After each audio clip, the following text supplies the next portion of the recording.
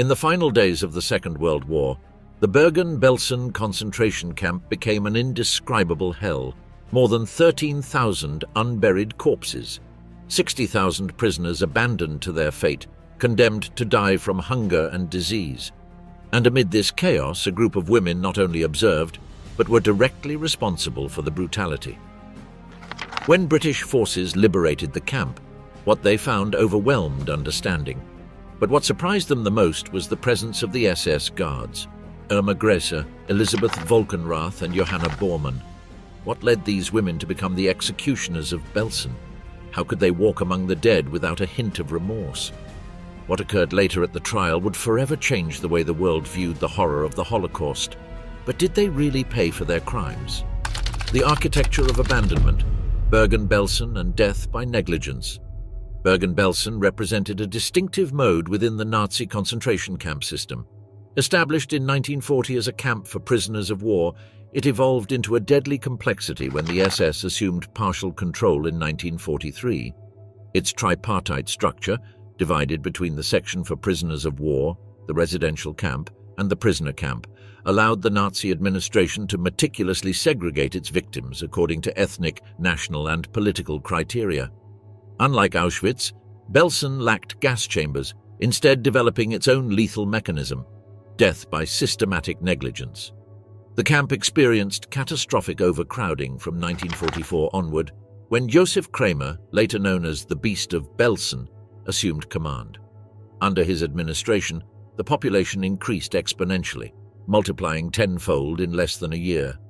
This overcrowding generated conditions in which starvation, tuberculosis, typhus, and dysentery became the true executioners. Planned abandonment reached its climax in the months preceding liberation. The camp, designed to house 10,000 inmates, came to contain more than 60,000. Survivors described a space where life and death coexisted on a blurred frontier, prisoners too weak to move shared spaces with corpses, some having died only days before. The Nazi administration had methodically reduced food rations, while cases of disease multiplied uncontrollably. When British and Canadian forces approached Bergen Belsen in April of 1945, Heinrich Himmler made a calculated decision. He would hand over the camp without resistance. This decision did not stem from humanitarian principles, but from the pragmatic intention to avoid futile resistance as the German defeat became imminent. On the 11th of April, Allied troops established a neutral zone around the camp. What surprised the liberators was not only the magnitude of the horror, but also the presence of numerous SS guards, including Kramer himself, who claimed to remain there to maintain order. This declaration was grotesque in light of the scene that greeted the British soldiers upon entering. More than 13,000 unburied corpses and nearly 60,000 prisoners in critical condition, many dying from starvation and disease. The captives had been abandoned for days without food or water, with a daily mortality rate of 500 people. A BBC correspondent transmitted his testimony to the world. Here, across more than 1 acre of land, lie the dead and the dying. One cannot distinguish who is who. The living rest with their heads against the corpses, and all around them, the terrible ghostly procession of emaciated people moves, without purpose, without hope of life, unable to get out of your way, unable to look away from the terrible spectacles that surround them. Here, babies were born, little withered things that could not live. A mother, driven mad, shouted at a British sentry to give her milk for her child, and he put the little creature into her arms. Then she ran off, crying terribly. He unwrapped the package and discovered that the baby had been dead for days. This day at Belsen was the most horrible of my life. The British response was immediate but complex. They initiated medical operations for the survivors while forcing the SS guards to bury the dead. However, the initial chaos allowed for spontaneous reckonings. Some prisoners attacked their former torturers, while some SS guards fired upon prisoners attempting to access the food stores. Faced with the typhus epidemic, the British took drastic measures. The survivors were transferred to sanitary facilities and disinfected, while the original camp was set on fire using flamethrower tanks to eradicate the infectious foci. These efforts to preserve life coexisted with one inescapable question: what kind of people could have perpetrated such atrocities? The answer began to take shape when investigators identified about 500 people who had worked at Belsen. Of this group, 45 guards and former employees would be brought to trial from the 17th of September to the 17th of November of 1945. What shocked the world was discovering that among these accused were several young women whose names would go down in history for their extraordinary cruelty: Irma Grese, Elisabeth Volkenrath, and Johanna Bormann. Whips of the Reich, the rise of the SS guards and their impious cruelty. The Nazi concentration camp system did not only recruit men to implement its death machinery. Hundreds of women served as guards in camps for female prisoners, playing a fundamental role in the mechanism of the Holocaust.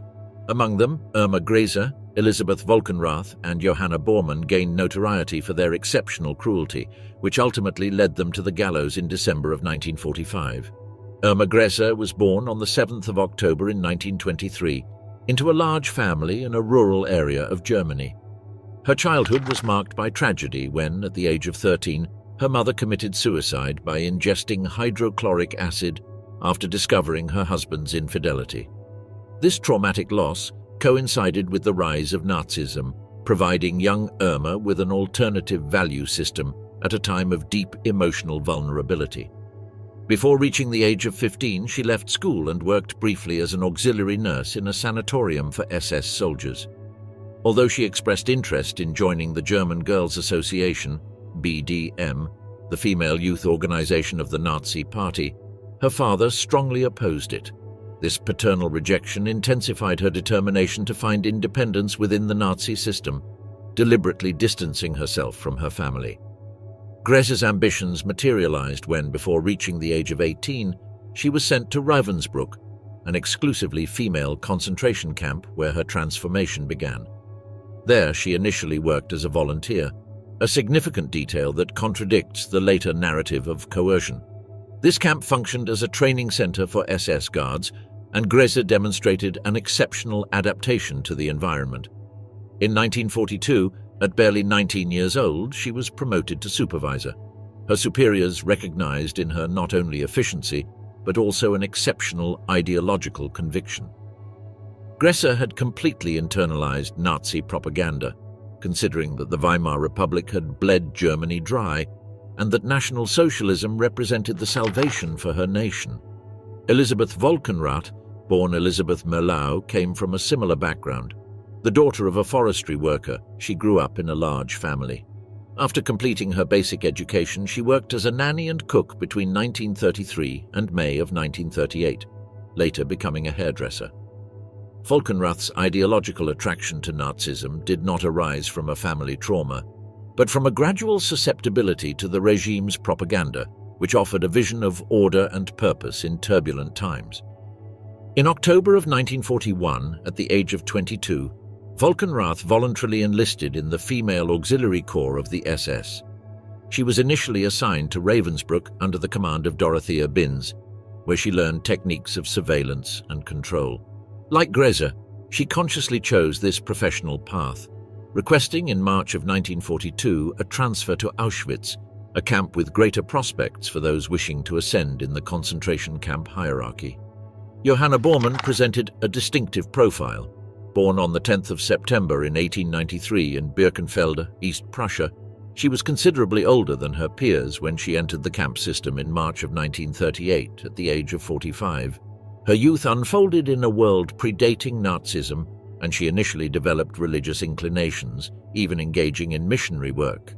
This apparent piety brutally contrasted with her later behavior in the camps. Bormann did not join the SS out of ideological conviction, but for economic reasons. She began as a civilian employee in the kitchens of Lichtenberg, the first female concentration camp, and was later transferred to Ravensbrück when the former changed its function. Unlike the younger Grese and Volkenrath, Bormann had not been molded since adolescence by Nazi indoctrination, yet she would develop comparable brutality, demonstrating how the concentration camp system could transform even individuals whose upbringing appeared to be founded on values seemingly opposed to cruelty.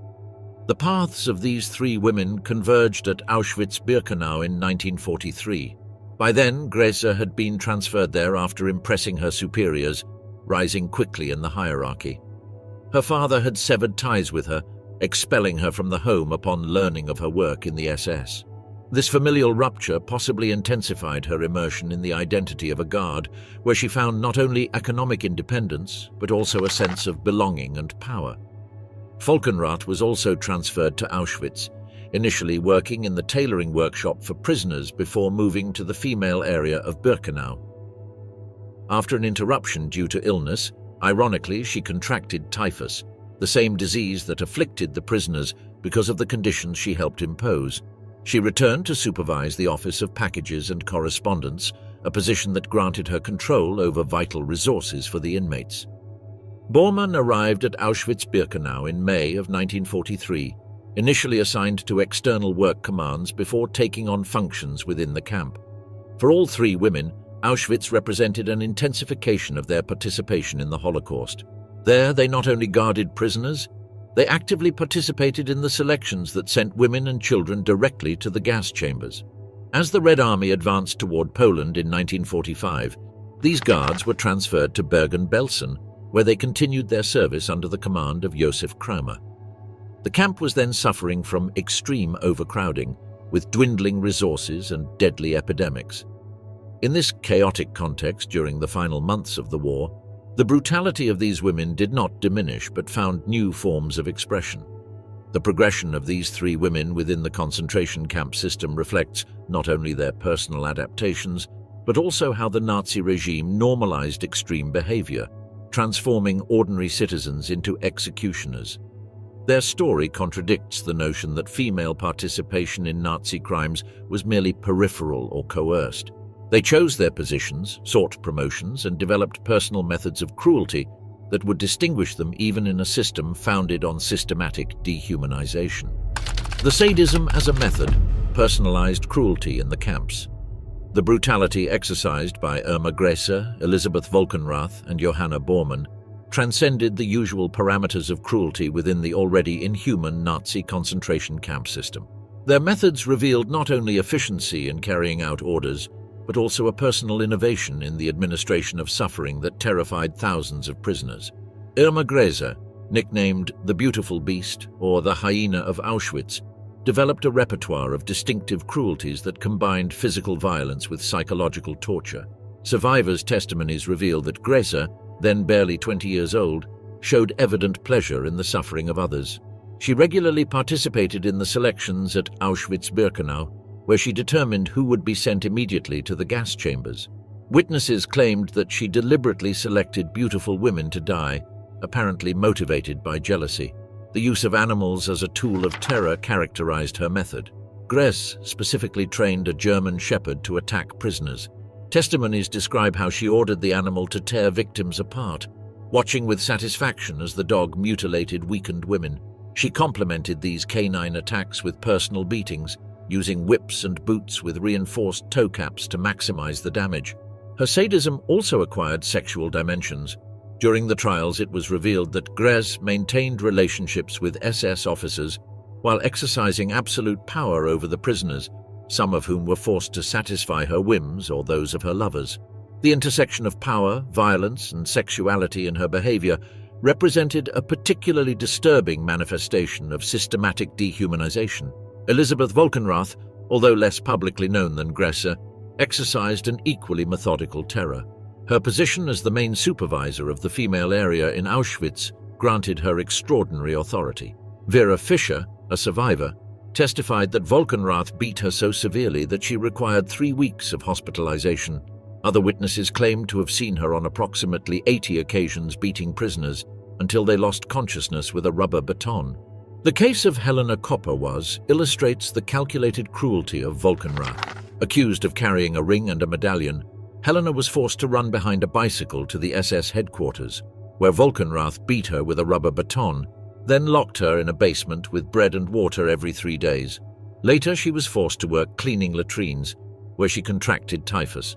Volkenrath developed specific forms of collective punishment by implementing the so-called sports, exhausting exercises that the prisoners had to perform as a form of group punishment.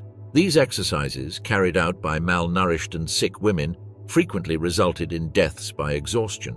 On one occasion, Upon discovering a sick prisoner eating vegetables, she forced her to kneel while holding the stolen produce above her head for 4 hours. When the woman could no longer keep her arms raised, she beat her until she was rendered unconscious, forbidding her from receiving help until nightfall. Johanna Bormann, known as the Woman of the Dogs, or the Weasel of Auschwitz, represents a particularly unsettling case of moral metamorphosis. Having been a religious woman in her youth, she developed in the camps a fascination with the suffering of others that completely contradicted her purported earlier values. Bormann excelled in using animals as instruments of torture. Testimonies describe how her German shepherd became an extension of her punitive will. During a march back to Auschwitz, she ordered the animal to attack a prisoner with an inflamed leg who could not keep up. The dog literally tore the woman apart, and she was removed on a stretcher, presumably to die. In another incident, Bormann threw a prisoner to the ground by gripping her hair, allowing her dog to bite her so severely that she bled profusely. Later, she sent the woman to Block 25, the antechamber to the gas chambers.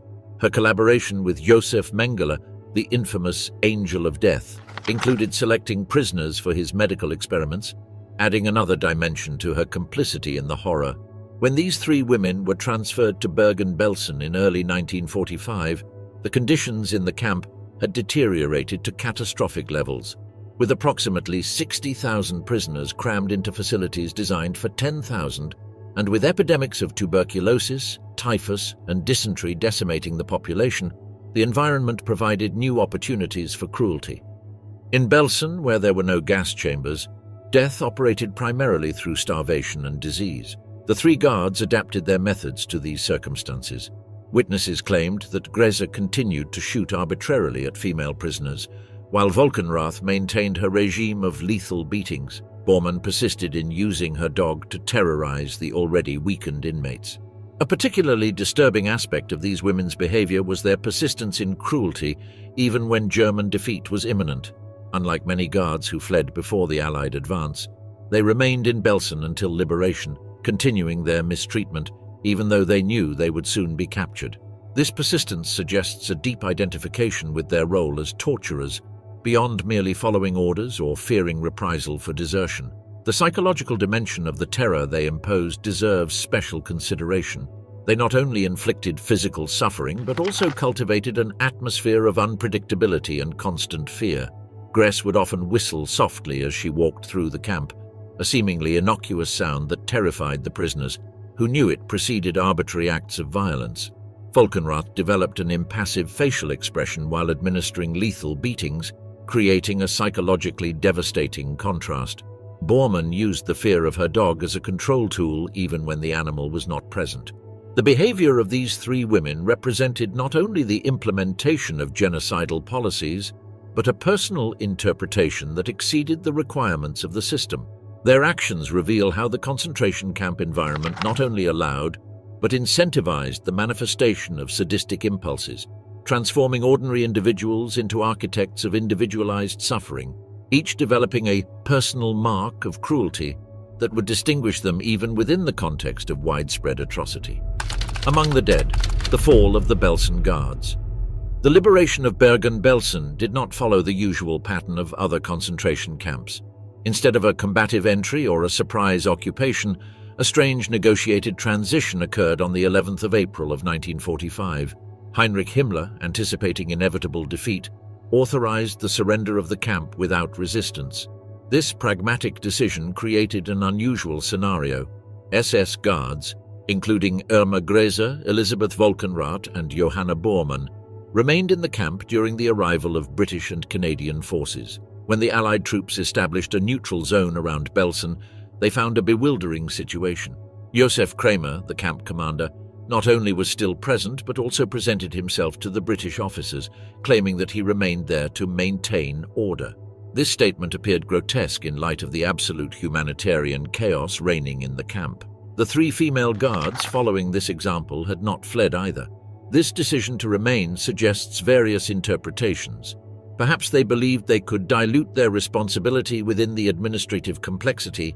Maybe they thought that fleeing would imply an admission of guilt, or possibly disconnected from external reality.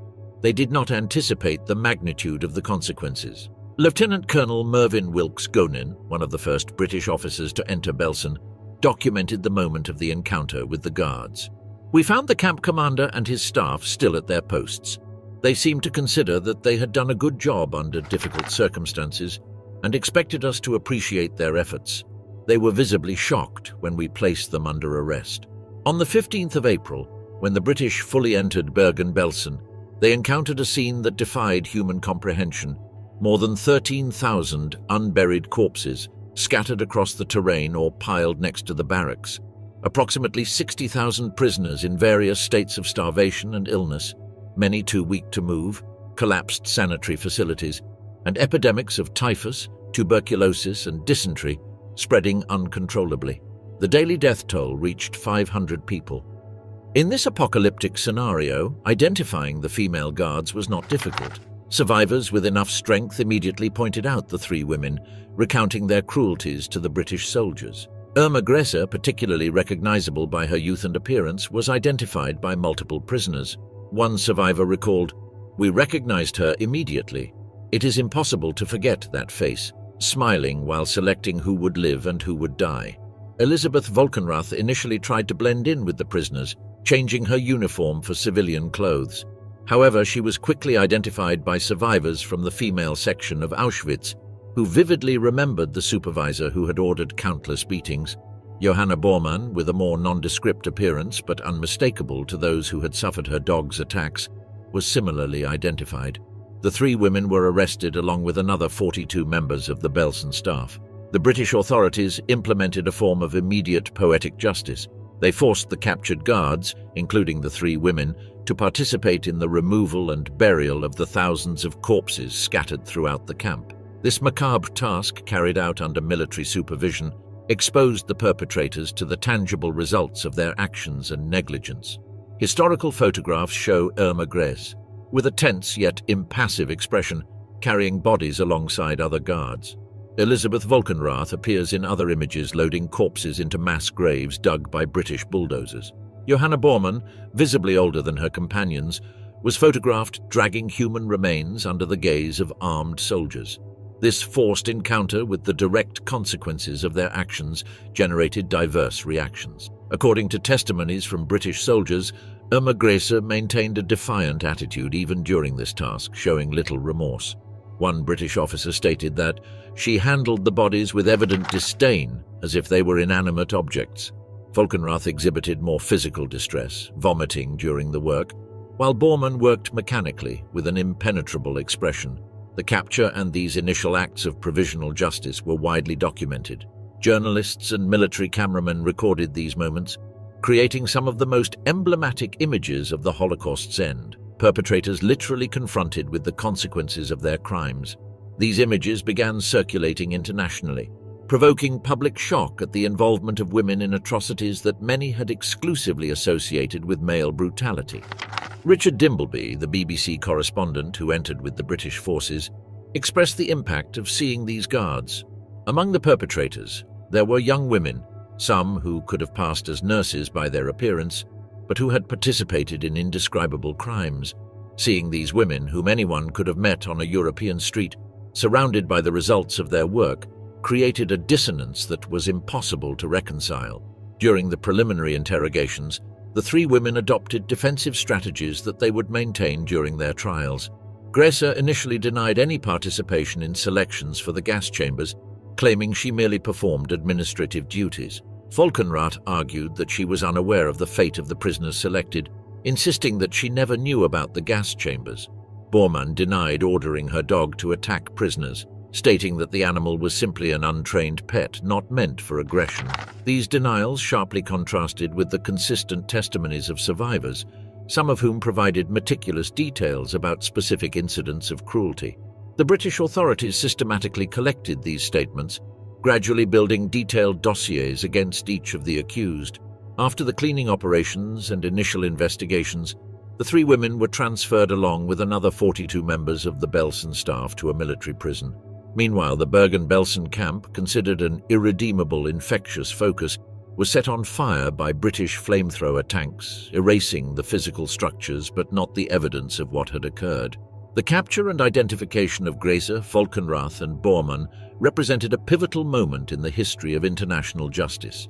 For the first time, female perpetrators of crimes against humanity would be tried on the same level as their male counterparts, establishing a precedent for individual accountability regardless of gender. The image of three women among mountains of corpses challenged simplistic narratives about the nature of evil and the role of women in systematic atrocities. On the dock of horror, the Belsen trial and the end of the Guard women. Between the 17th of September and the 17th of November of 1945, the small German town of Lüneburg became the setting for an unprecedented judicial process. The Belsen trial, officially titled the trial of Josef Kramer and 44 other accused, marked the first occasion in which women were systematically tried for crimes against humanity. The British Military Tribunal, presided over by Major General H.P.M. Bernie Ficklin, was established under the provisions of the Royal Decree for the Trial of War Criminals. The indictment was structured around two main charges: crimes committed at Bergen Belsen and crimes perpetrated at Auschwitz-Birkenau. This dual jurisdiction allowed the accused to be prosecuted for acts carried out on Polish territory. The trial unfolded over 54 days of hearings, during which documentary evidence and survivor testimonies were presented. The most shocking evidence were the film recordings made by the British Army during the liberation of Belsen, which showed mountains of corpses and the critical condition of the survivors. These images contrasted dramatically with the appearance of the three accused, who presented themselves in neatly pressed clothing. Irma Grese, represented by Major L.S.W. Cranfield, adopted a defensive strategy of partial denial. She admitted to having beaten prisoners but denied any participation in the selections for the gas chambers. Her defense attempted to portray her as a naive young woman, manipulated by the system. This characterization crumbled in the face of detailed survivor testimonies. One particularly striking witness was Ilona Stein, who declared, "I personally saw Grace shoot a prisoner who was standing near the barbed wire." Another devastating testimony came from Helen Copper, who described how Grace ordered her dog to attack prisoners too weak to work. During her own testimony, Grace displayed an attitude that oscillated between arrogance and indifference. When asked about the selections at Auschwitz, she responded with calculated evasions. The prosecutor, Colonel T.M. Backhouse, confronted her about a specific incident in which she had beaten a prisoner until she was rendered unconscious. Grace curtly replied, "Discipline had to be maintained." Elizabeth Volkenrath, whose defense was handled by Captain A.H. Champion, developed a strategy similar to Grace's, but with her own nuances. She admitted to being present at the selections in Auschwitz but denied knowing their purpose.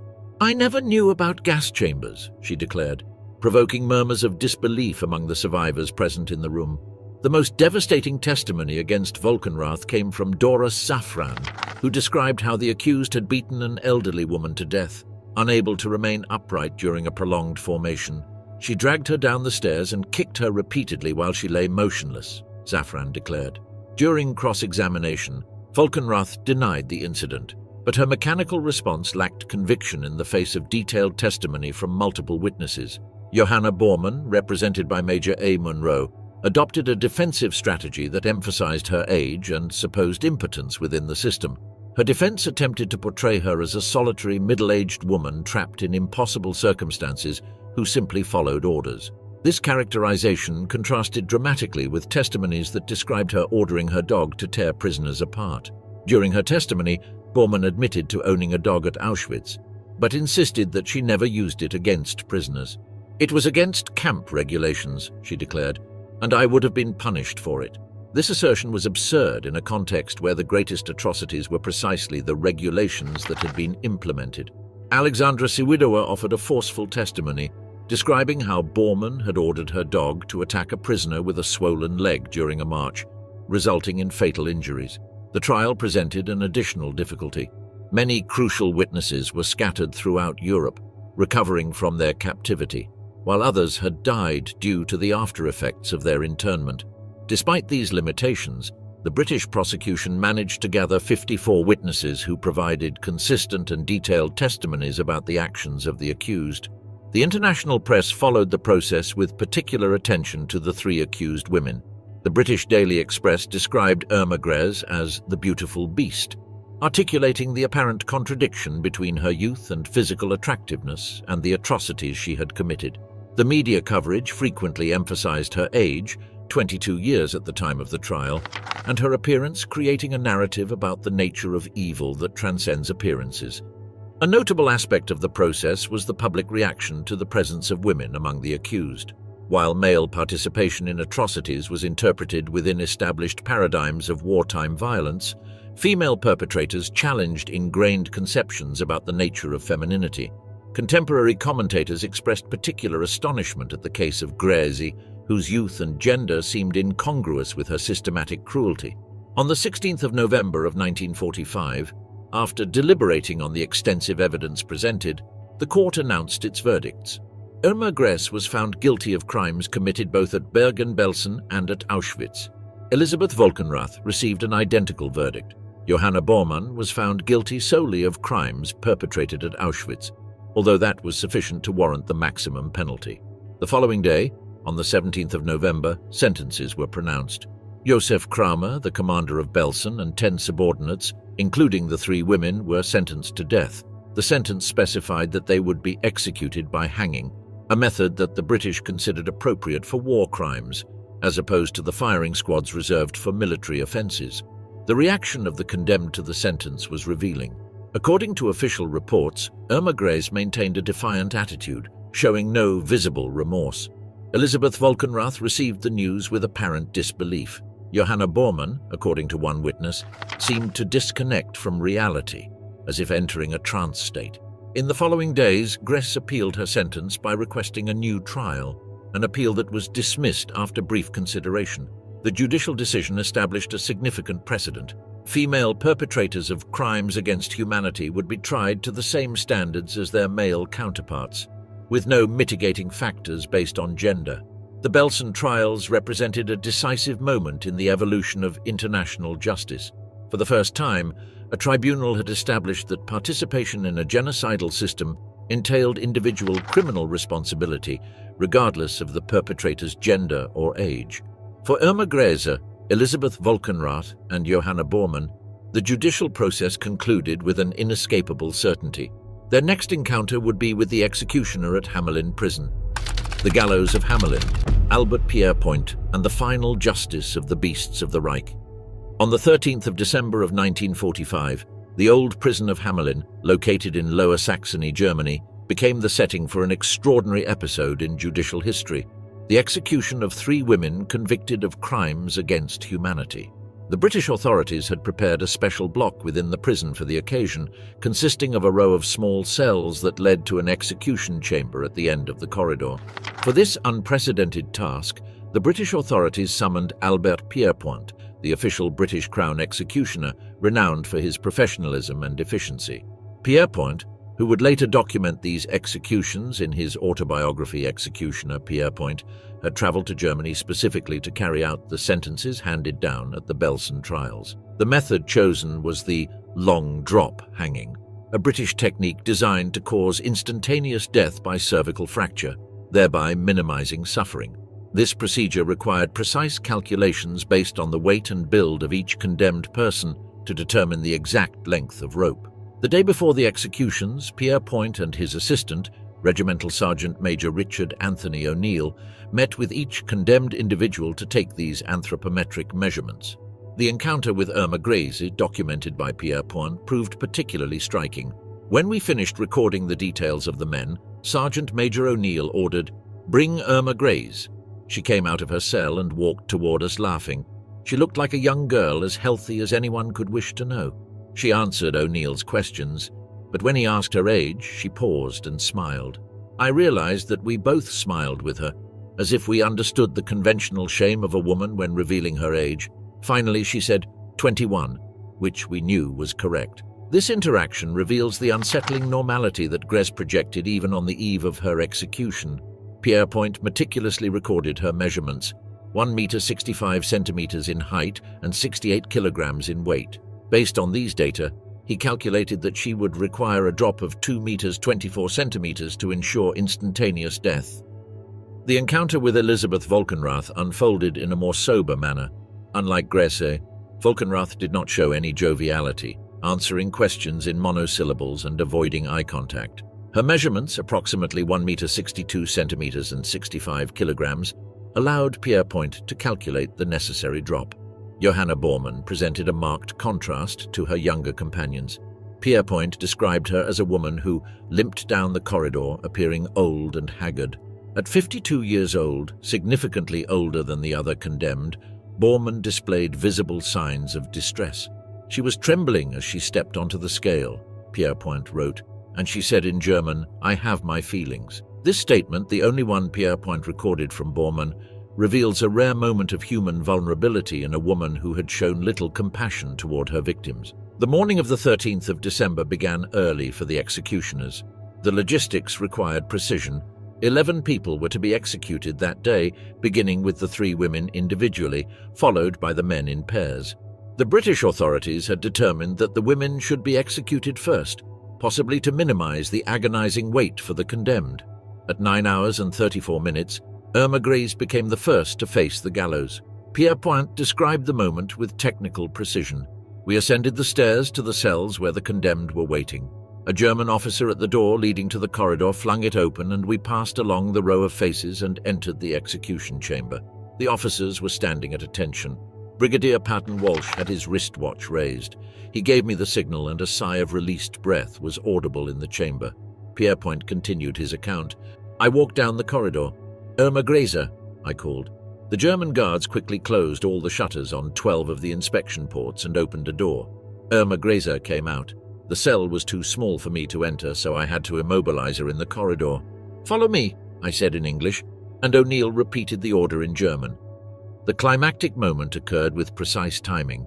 At 9 hours and 34 minutes, she walked toward the execution chamber, looked for a moment at the officers surrounding her, then walked to the center of the trap door, where I had marked a spot with chalk. She stood firmly on that mark, and while placing the white hood over her head, she said in her languid voice, 'Schnell,' quick." The trap door opened, and the doctor followed me to the pit and declared her dead. That final word of Grese, "Schnell," has been variously interpreted as a signal of final defiance, resignation, or even consideration for her executors. Whatever her intention, it represented her final declaration after a brief life marked by extraordinary cruelty. At 10 hours and 4 minutes, Elisabeth Volkenrath was led to the execution chamber. Following the same procedure, Pierrepoint immobilized her and guided her to the chalk mark on the trapdoor. Unlike Grese, Volkenrath did not utter any final recorded words. The trapdoor opened, and after the calculated drop, she died instantly from a cervical fracture. At 26 years old, Volkenrath, who had risen from an apprentice hairdresser to a concentration camp supervisor in less than a decade, concluded her trajectory under British justice. The last of the 3 women, Johanna Bormann, faced the gallows at 10 hours and 38 minutes. Pierrepoint noted that she appeared physically weakened, requiring assistance to climb the steps of the scaffold. At 52 years old, she represented a marked contrast with her younger companions. The execution proceeded according to the established protocol, and after medical confirmation of her death, her body was removed in preparation for the scheduled executions of the male prisoners. After completing the executions of the female prisoners, Pierrepoint proceeded with those of the male convicts. Joseph Kramer, the Beast of Belsen, was executed together with Dr. Fritz Klein at 12 hours and 19 minutes. The remaining condemned were executed in pairs until the 11 executions planned for that day were completed. Once the deaths were confirmed, the bodies were placed in simple coffins for cremation. The British authorities, anticipating possible future issues, decided that no graves would be allowed that could become pilgrimage sites for Nazi sympathizers. The ashes were dispersed in an unrevealed location, probably within the penitentiary facilities. The precision and professionalism of Pierrepoint during this extraordinary procedure contributed to setting a standard for the implementation of international justice. His insistence on the dignity of the process, even for perpetrators of atrocious crimes, reflected the principle that justice, not vengeance, was the objective of the proceedings. The personal belongings of the executed were handed over to their relatives when these could be located. Among Irma Grese's possessions, a significant amount of money was found, approximately 440 Reichsmarks in cash and a bank book with a balance of 4,400 Reichsmarks. This sum was extraordinary considering that an ordinary textile worker earned approximately 76 Reichsmarks per month, evidencing the material benefits Gräser had obtained from her position. The execution of these three women established a historical precedent in several respects. Irma Gräser, at only 22 years old, became the youngest woman executed under British law in the 20th century. The three represented the only women executed among all the post-war trials conducted by Great Britain, underlining the exceptional severity of their crimes even in the context of widespread atrocities. The justice administered in Hamelin that December of 1945 transcended simple individual retribution. It represented an emerging principle in international law, that participation in crimes against humanity entailed personal responsibility, regardless of gender, age, or hierarchical position. For the victims who survived the horrors of Auschwitz and Bergen Belsen, these executions constituted not only punishment for their torturers, but a formal recognition of the suffering endured. Beyond the gallows, the hidden faces of extermination and fragmented justice. Although the executions of Irma Gräser, Elisabeth Volkenrath, and Johanna Bormann have received particular attention due to the gender of the condemned, these three women represented only a fraction of the death machinery implemented at Bergen Belsen and other camps. On the same 13th of December of 1945, at the prison in Hamelin, Albert Pierrepoint executed 8 men convicted at the Belsen Trials, completing a total of 11 executions in a single day. Joseph Kramer, known as the Beast of Belsen, led this list of male perpetrators. Born in Munich into a middle-class Catholic family, Kramer embodied the prototype of a bureaucrat turned genocidal murderer. His career illustrated the typical progression within the concentration camp system. He joined the Nazi Party in 1931 and the SS in 1845-1932. He initially worked as a guard at Dachau. He rose to positions of greater responsibility at Sachsenhausen and Mauthausen. He served as an assistant to Rudolf Höss at Auschwitz, and he eventually received his own command at Natzweiler-Struthof, a camp established on French territory.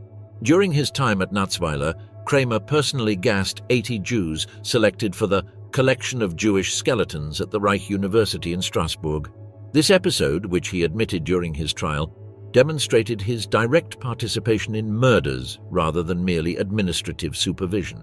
In his testimony, he described with disturbing precision how the victims continued breathing for approximately half a minute before succumbing to the gas.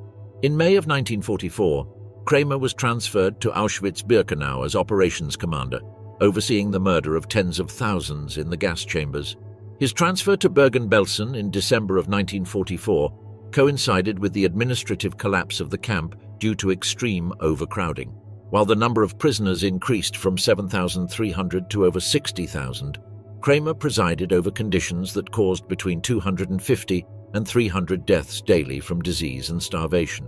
During his trial, Kramer attempted to present himself as an administrator overwhelmed by impossible circumstances, denying any personal responsibility for the conditions in the camp.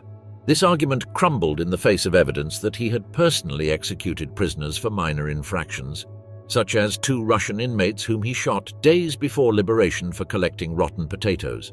He was executed together with Dr. Fritz Klein at 12 hours and 19 minutes. Fritz Klein represented the perversion of medicine in the service of genocide. Born in 1888 in what is now central Romania, Klein studied medicine in Budapest before serving as a military doctor in the First World War.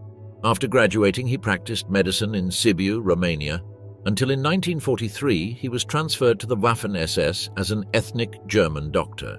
In December of 1943, Klein arrived at Auschwitz as the camp doctor for the female section at Birkenau, and later for the camp designated for gypsies and mixed Jewish families. His primary function was to conduct selections, determining which prisoners would be sent to the gas chambers. During his trial, he admitted participating in these selections. "I was ordered to divide the selections into 2 parts, those sufficiently fit for work and those who were not." Klein's moral perversion was crystallized in his infamous statement during the trial.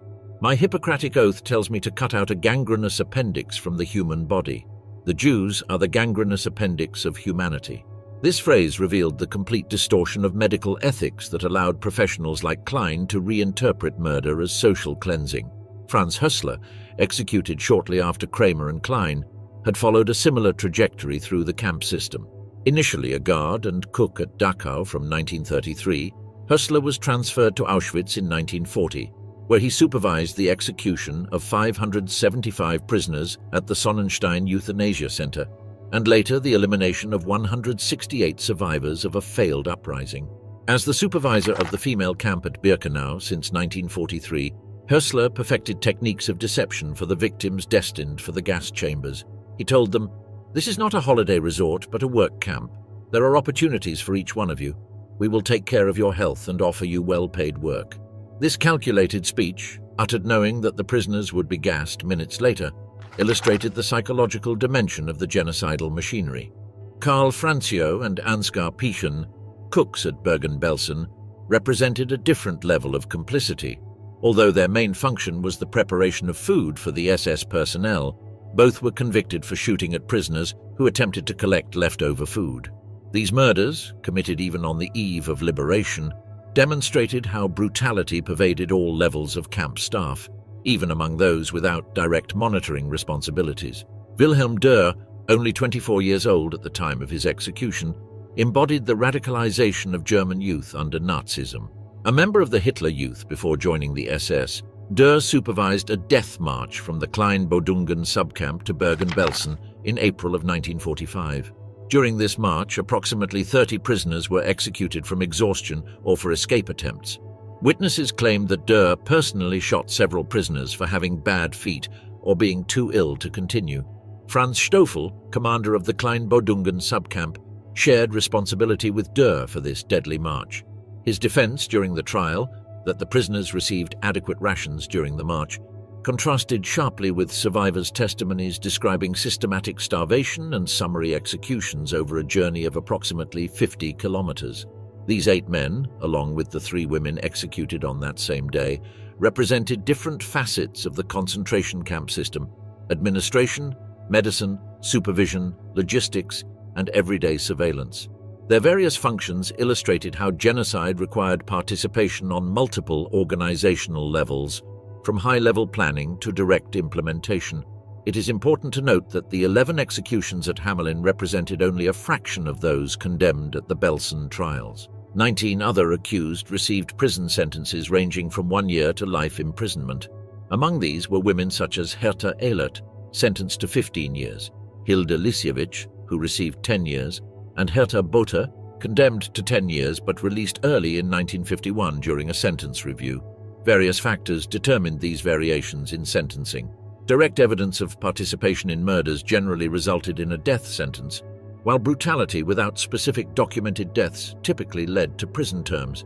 The hierarchy within the camp also played a role. Figures of authority such as Kramer or Volkenrath faced greater scrutiny than lower-ranking guards. The difference between those who received the death penalty and those sentenced to prison generated controversy then, and continues to provoke historical debate.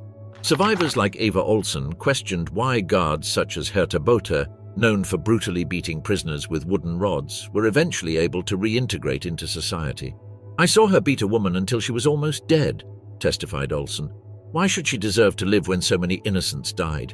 The early release of several convicted individuals during the 1950s reflected changing geopolitical priorities during the Cold War and the desire to normalize relations with the newly formed Federal Republic of Germany. For many victims, these releases represented an incomplete justice, while supporters of the condemned argued that the severest sentences had been reserved for symbolic figures to satisfy public outrage. The executed at Hamelin represented only the most visible layer of responsibility for crimes at Bergen Belsen.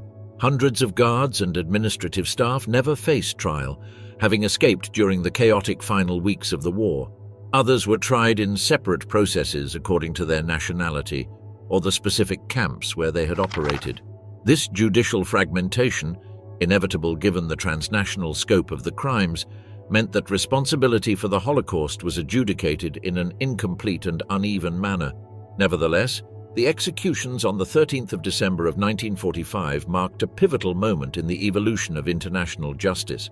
For the first time, individuals were prosecuted not only for conventional war crimes but for participation in a genocidal system.